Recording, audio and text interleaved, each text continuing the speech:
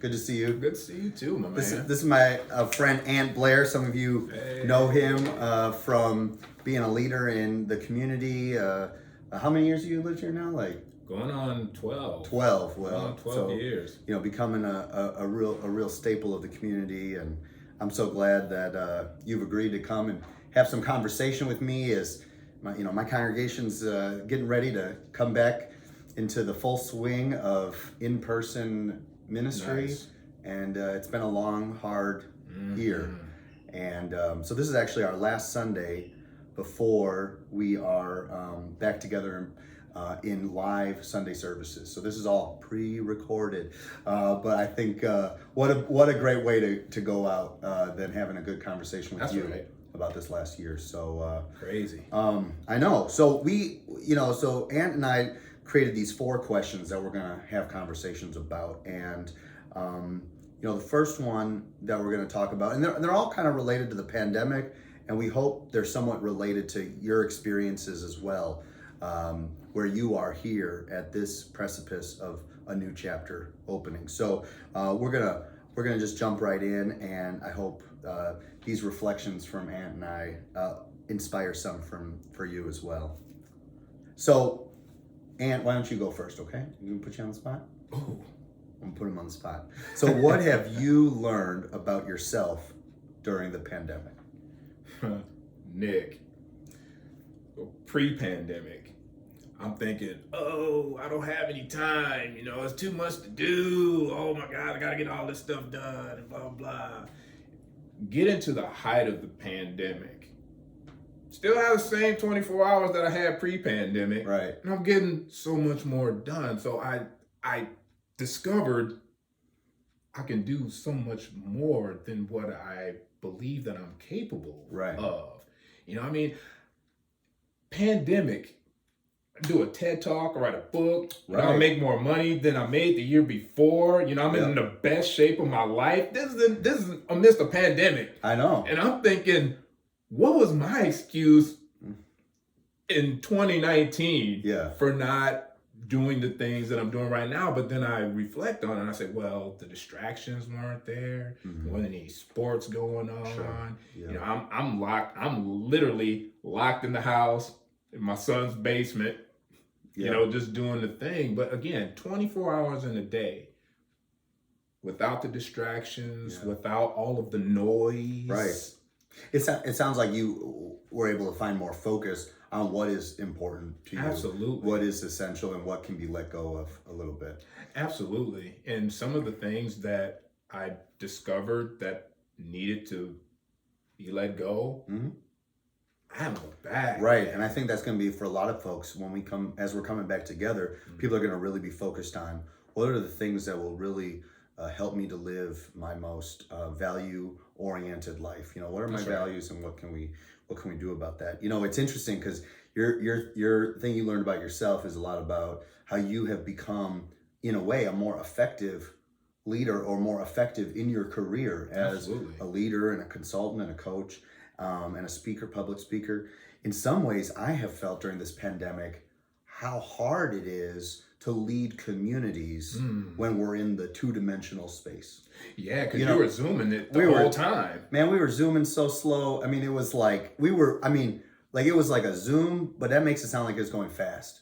That's really, the vehicle that we had was a little bit more of a Studebaker. Is that an old car? Yeah, I don't even know. Pretty old, man. But anyway, our people were so resilient in getting onto Zoom and doing things. But even with those technological things, it is so clear to me now how much we as human beings, and me, not just me as an extrovert, but how much we need to be in person with one another. Community is important, man. That third dimension, nothing against the two, but that third dimension is where life gets its shape and meaning, and we're in those spaces where 2 or more are gathered. Where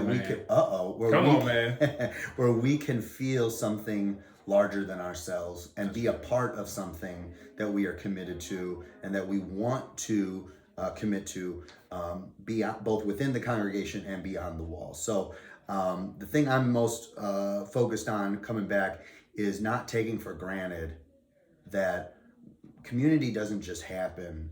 It's intentional and it is embodied. And we need to be mindful of our bodies that we have, that are in the health that we have at this time in life, and try to care for one another, because we never know how, like, in an instant our world can just completely change. We found out last year, didn't we? Yeah, we did. We really did. All right, I won't make you go first every time. Okay. So the second question we want to talk about is, what has broken your heart during the pandemic? What has broken your heart since the pandemic? Well, this one's hard because it's kind of a twofer. So for me, both of the things that break my heart have to do with grief. And the way we as individuals and as a congregation and as a society have dealt with grief, or have been unable or even unwilling to deal with our grief and our collective grief. You know, sometimes grief... That's heavy. Well, it breaks my heart because, you know, we've had members of this congregation die No kidding, during the time. 2 very beloved members, 3 now. And and we have not been able to grieve their death in a way we would have been prior to the pandemic. True. And so we need to find ways to not think that, oh, that grief is just it'll just resolve itself, right? Individual grief, a loss of someone or something, but the collective grief of all these hundreds of thousands, millions across the world who have died, and our lives that have been, you know, irrevocably changed. That I don't know if we are prepared for the kind of grief, even as we progress towards greater normalcy, the kind of grief work we still need to do. So that inability to grieve is really big. The second big one related to grief is the unwillingness to grieve. So the denial that anything's wrong, the desire that I'm not struggling, just buried, sweeping under the rug, or that your loss, this community's loss is not my loss. You know, we got that MLK quote that's done so often, which is, injustice anywhere is a threat to justice everywhere. And I think it's not just injustice anywhere, but grief anywhere is not only a threat, but it's a grief everywhere. That a grief that is experienced by one community, one part of the beloved community, one part of Mother Earth, is a wound that affects everyone. We can be in denial about it, but in reality, in my mind, that this death toll, this poverty, this increased homelessness, these things do take a toll on our collective psyche, emotional and spiritual health. And so the thing that breaks my heart is that whether we're unwilling or unable, that grief is so present. And I want to help our congregation and our collective and our wider community to understand that grief isn't going to go away without some real attention to it. That's right. What about for you? What along that same line, you know, Nick, during the height of the pandemic, I was in the Detroit area. My family's in Detroit and Flint. Right.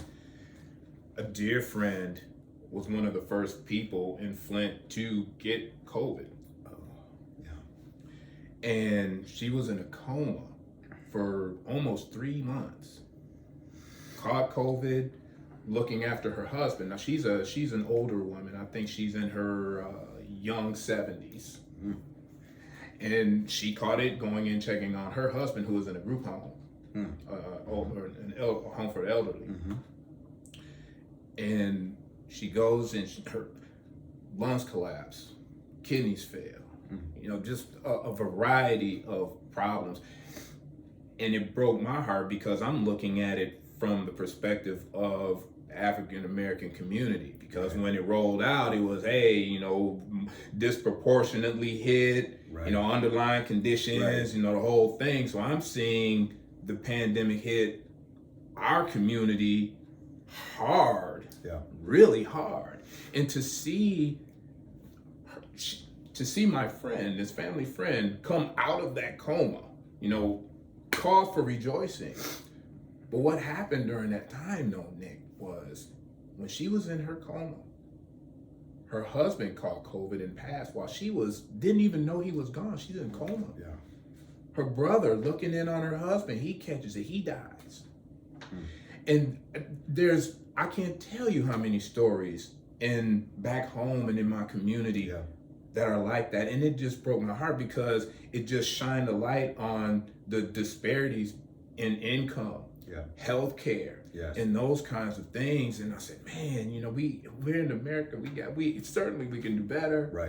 Right. Certainly we can do better. And I would love for the community at large, the world at large, the nation at large, to really assess that phenomena that took place in these communities, and why are we not doing more to make that issue go away? To see people who, dear family friends, just they're gone. They're gone, the lost, man. And when you talk about grieving in our community, that funeral is a big deal. And I mean, in other communities as well. But for sure, from my own experience, that's a big part of the process.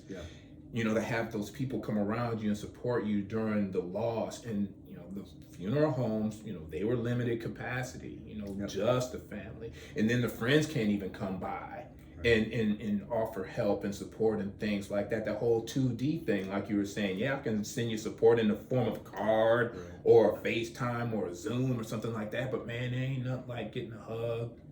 It ain't nothing like being held. It ain't nothing like, the repast and you got all the food and everything to just help process all of that. And to your point, we didn't have those opportunities. And I just can't imagine how close, and especially these communities, sometimes also in predominantly African American or tight knit communities. Not only is that grief more collectively born on them, but it's also then held generationally for this kind of wake that has come through a community. Not the first time that Flint has had the short end of the stick, and so you're connecting the dots to the way this grief and this harm can pass down generation after generation. If that doesn't break people's hearts, I'm not sure what could. All right, you up? Why not? Okay. Why not? What challenges do you see facing our community coming out of this pandemic? So what challenges do you see facing our community coming out of this pandemic? Some of what I just talked about. Those disparities. I mean, that light got shown on disparities in income and healthcare and things like that. And I think our communities are going to struggle even more with that. And when I say communities, I'm talking about some of our lower income communities. Some of those communities came into the pandemic not doing so hot. And then go through a pandemic. I hope that we're getting out of the whole thing, but they keep talking about other things. But hopefully we're on the other side of it more than we are on the other side, on the back end of it. But I believe we have to, it's a responsibility on us to help folks get back to some sort of normalcy, or to reclaim some sort of stability, throughout this whole thing. And I think the communities who were hit really hard by that, they're going to have a hard time just getting back to whatever normal is. And then some of the more affluent communities, they go on about their business. They are back. Exactly. They're back. So I'm wanting to see I mean, we're all in this together. Yeah. Communities need to come together to help everyone get through this time. And so when you ask the question, what are some of the challenges? The challenges is to make sure that people aren't in a worse position now than they were when this whole thing started. Yep. Yeah, for me, like I'm so with you on that, and I think some of the biggest challenges is forgetting. That we will forget, particularly communities of some level of privilege, will forget that we're not out of the woods, or that even if we feel somewhat out of the woods, members of our community close at hand are still struggling and suffering from the effects not only of disparities in healthcare and health, but also in poverty and education and job access and all these things. And so it's kind of for me, like, and starting next week on August 8th, we're going to be doing a 3-part series on the theme for this coming year. The theme, I don't know if I told you about this, but it's return, remember, renew. Okay. Return, remember, renew. And I think each of these is part of the challenge that we may fail to address if we're not careful. We need to recognize and ritualize our return to one another, and some of that is naming the grief and naming the trauma that we have that we have experienced and the world has experienced in the last 18 months. So in our return, it's not just walking through the door, but walking through the door recognizing that we are changed, and that individual and collective trauma requires being sensitive to the ways our actions may work against our deepest held values. So we might say, all right, good. Let's just focus on each other and become more insular in nature and not recognize everything you're saying, which is some people are back, but that doesn't mean that there's others that are not worse off than not vaccination, but pre-pandemic, right? Exactly. That they're in a place that requires a doubling down of our values to be focused on the well-being of all. And so that returning is so critical. The remembering is remembering that we're not alone. Like you said, we're not alone in this effort and in this struggle, and we're not alone in our grief or in our trauma and in our resilience as an individual community and as a wider community, that if we look for people who are resilient and who are open to naming their vulnerabilities and being honest, then those mutual relationships can lead to great partnerships. That's right. Right? And that last one is about renewing.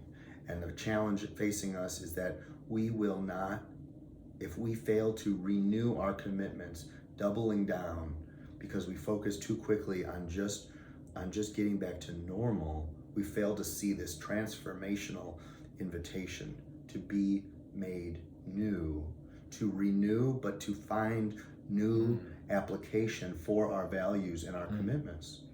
We have that opportunity as a congregation, but as a wider Bartholomew County to really renew our commitments to what we're about and try to be really serious and sober about that conversation and process. And I agree. Well said.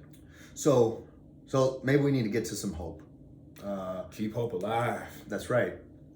So what amidst all of this gives you hope for the future? I'm gonna be that corny guy. Wait, that's technically my job, but I don't know what you're gonna say. Let me grab some of that corn off your plate. Peel it up. Okay. Man, kids, children, man. You pulling a Houston? Bro, I am that guy. I do believe the children are the future. Teach them well, let them lead the way, show them the beauty inside, give them a sense of pride. All of that, man. All of it. We're gonna have to have an open mic where you can we do some what's that called? Like karaoke. Karaoke. Do a poetry slam. Tell me more about that. Tell me more about why the children give you hope for the future. Because they literally are the future, right? right? And when I'm talking about children, I'm more talking about like just the little itty bitties, you know, and the little itty bitties went through this and they didn't know any different, really. You know, they might see mom or dad more than they're used to, maybe. Right. But the little itty bitties, they went through this and it was, you know, business as usual. I'm just playing, doing what I do, you know, being curious and, you know, asking the questions and, you know, doing the things that, you know, little ones do. And boy, if we can do those things, you know, just ensure that we give all children the best chance in life. You know, they used to, when I was coming up, they say, oh, you know, you could grow up to be president, or you could do this, or you could do that. You know, if we could just set little ones up for success, we can have a better future. I mean, some of the ills that we struggle with right now, you know, these little ones, they have the ability to change all of that. If we do our part as adults, you know, and make sure that they're set up for success. And I'll tell you what, Nick, I was at Downer Park over the weekend. And I saw this little itty bitty toddler. You know how toddlers are, you know, they're running and walking, but they're kind of doing this thing, right? I know it. And I still walk like that sometimes. That's right. Too much communion wine. I don't know about that. And this little one's just doing what little toddlers do. She sees the play set. And she's locked in on that. And she's, you know, heading towards it, and she falls down. And she falls down and she's on her hands and knees. She kind of does one of these and gets back up and right back full speed as a toddler can be towards that play set, gets to the play set, accomplishes her goal, and she's off and she's playing, you know. And I looked at that, and there was so many lessons in that one moment. But again, just that wonder and that I don't think tenacity is the right word, but that drive.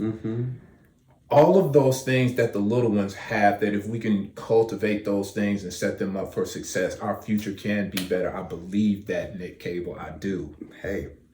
Well, you know, it's funny you said that the children, because I was going to say something similar. See, you are corny. Well, hey. It's okay. It's okay. I enjoy my cornflakes. Right on, man. Well, not the flakes, but, you know, anyway, I was going to say the children. But one of the things I've said to my congregation before, and I'll reiterate it again, is that one of the things that connects all human beings together is that we are all either currently children or we were once children.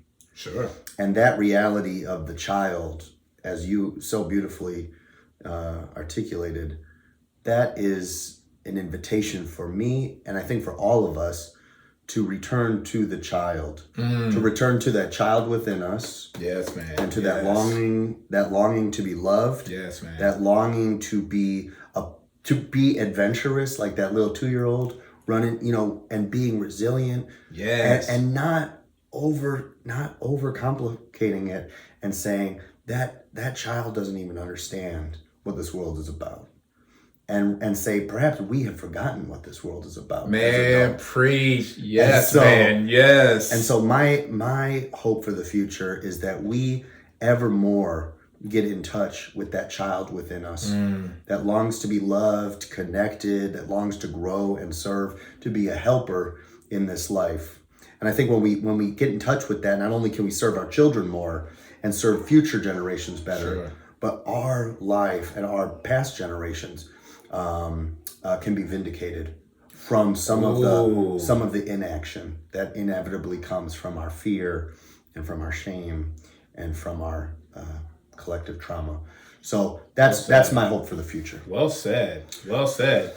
Man, hey, I think we just solved the whole thing. What do you think? Oh, well, I'm really grateful for this. Do you have any final thought or anything you want to say that's just bubbling up for you at the end of this? Well, we talked a little bit about this. There's some work that's going to need to be done collectively as a community, individually, Right.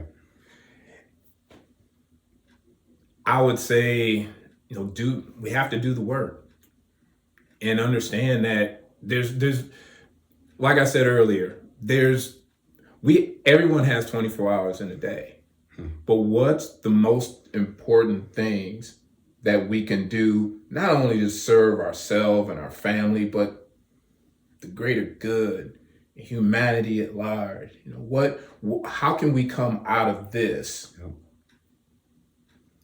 Like you said, with the renewed focus, with the renewed commitment, to make the world and humanity better Yep. than it was before we went through this, and as we went through this. And I would even say, to your point, that little 2-year-old, Yep. she had a goal at freaking 2 years old. How does she know how does she know that she has a goal? But she has a goal. Have a goal. Go towards that goal. You're gonna fall down sometimes.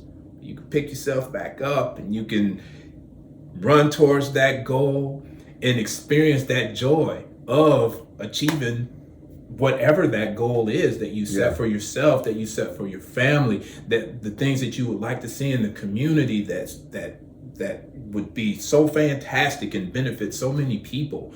But don't lose hope. Don't lose hope, and do work. And what did it say? What was that verse in the New Testament where Jesus said something about you got to be like these little kids? Oh yeah, look to the children, and yeah, absolutely. I think you're spot on. For me, the advice I would give, and the advice I feel like we have both received as blessings this summer, is to say yes to relationship. To say yes to coffee.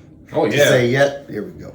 Let me click that. Clank, to say clank. yes to the possibility that we can be transformed when we are together, more so than when we are apart. Absolutely. And so if we have this privilege in the coming months to be more together, let us not take it for granted, but embrace one another and find ways to grow forward, to fall forward, to fail forward, but to keep moving forward, no matter what obstacles might come in our way. So that's what I would offer today. And I totally agree with that, Nick. I can tell you, we haven't known each other for long, but our relationship has grown stronger with every time that we get together. Right. And to your point, that's where it starts. Good relationships, good people, good things come from that.